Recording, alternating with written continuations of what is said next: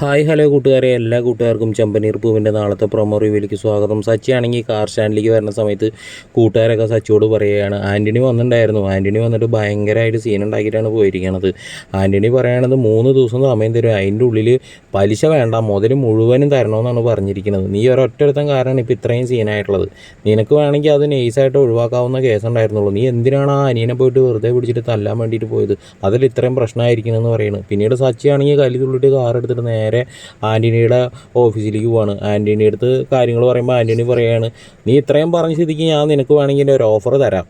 നിൻ്റെ കൂട്ടുകാരുടെ കയ്യിൽ നിന്നൊന്നും ഞാൻ കാശ് മേടിക്കില്ല. പക്ഷെ നീ ഒരു കാര്യം ചെയ്യണം, നാളെ കാർ സ്റ്റാൻഡിൽ വന്നിട്ട് എല്ലാ കൂട്ടുകാരുടെ മുന്നിൽ വെച്ചിട്ട് നീ എൻ്റെ കാലിൽ വീണിട്ട് ക്ഷമ ചോദിക്കണമെന്ന് പറയുന്നത്. അത് കേൾക്കുമ്പോൾ സച്ചിക്ക് കല്ല് തുള്ളാണ്. പിന്നീട് കാണിക്കണമെങ്കിൽ സച്ചി വീട്ടിൽ വന്നിട്ട് രേവതി അടുത്ത് മിണ്ടാൻ പോകുമ്പോൾ രേവതി മെയിൻ്റ് ഒന്നും ചെയ്യുന്നില്ല. അപ്പോൾ സച്ചി ആണെങ്കിൽ പായൊക്കെ എടുത്തിട്ട് മുകളിൽ പോയിട്ട് കിടക്കുകയാണ്. അപ്പോൾ സച്ചി മനസ്സിൽ ആലോചിക്കുകയാണ്, ഇനി ഇത് മനസ്സിൽ വെച്ചുകൊണ്ട് നടന്നിട്ട് കാര്യമില്ല, എത്രയും പെട്ടെന്ന് രേവതി അടുത്ത് എല്ലാ കാര്യങ്ങളും തുറന്നു പറയണമെന്ന് വിചാരിക്കുകയാണ് കേട്ടോ.